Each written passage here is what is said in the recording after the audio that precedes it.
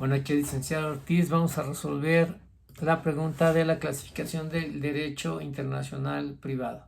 Y bueno, estas se pueden dividir en varias categorías según el tipo de relación jurídica que regule. Algunas categorías más comunes del derecho internacional privado son el derecho internacional privado de las personas, y esta área corresponde a la condición jurídica de las personas como su nacionalidad, la capacidad jurídica y la propiedad. El derecho internacional privado de los contratos, y aquí en esta área del derecho se ocupa de los contratos celebrados entre personas de diferentes países, como la validez de estos contratos y darle cumplimiento a los contratos y a la resolución de los contratos. El derecho internacional privado de las sucesiones. Esta área del derecho se ocupa de las sucesiones mortis causa, como la sucesión de bienes, la sucesión de deudas y la sucesión de derechos.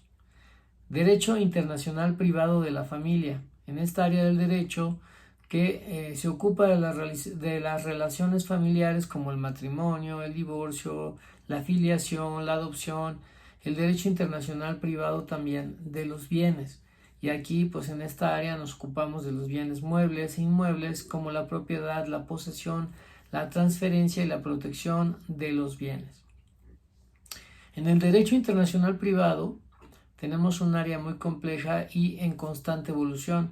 Sin embargo, es importante comprender y resaltar que los principios básicos del derecho internacional privado para poder tomar decisiones informadas sobre las relaciones jurídicas que son transfronterizas.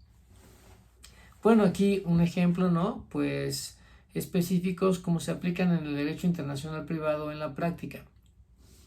Pues cuando una persona se casa en un país y luego se divorcia en otro país, la ley es aplicable al divorcio y determina qué función de estas reglas de conflicto de leyes del país en el que se presenta la demanda de divorcio.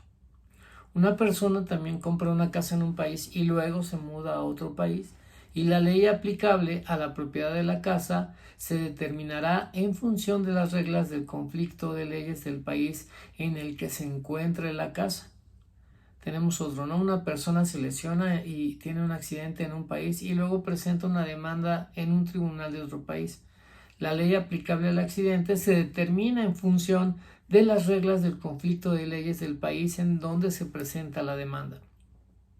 El derecho internacional privado es una herramienta esencial para resolver las disputas que surgen de relaciones jurídicas transfronterizas. Aquí la respuesta. Bueno, nuestra siguiente pregunta tiene que ver: ¿consideras que las autoridades mexicanas han sabido apoyarse en el derecho internacional privado para la defensa de intereses en México? Pues considero que sí, las autoridades mexicanas han utilizado el derecho internacional privado para defender los intereses de México en una serie de casos. Por ejemplo, en el caso de la disputa sobre la plataforma continental entre México y Estados Unidos, las autoridades mexicanas utilizaron este derecho internacional privado para argumentar que México tenía derecho a una plataforma continental más grande de lo que Estados Unidos habría propuesto. En este caso, el Tribunal Internacional de Justicia falló a favor de México. En el caso de la disputa sobre la deportación de migrantes mexicanos a Estados Unidos, las autoridades mexicanas han utilizado el derecho internacional privado para argumentar que Estados Unidos no está cumpliendo con sus obligaciones internacionales en materia de derechos humanos. Y en este caso, la Comisión Interamericana de Derechos Humanos ha fallado a favor de México también. Estos son solo algunos de los ejemplos de cómo las autoridades mexicanas han utilizado el derecho internacional privado para defender los intereses de México. Es importante resaltar que el derecho internacional privado es una herramienta compleja y que no siempre es fácil de utilizar. Sin embargo, las autoridades mexicanas han demostrado que están dispuestas a utilizar estos recursos, estas herramientas, para defender los intereses de nuestro país.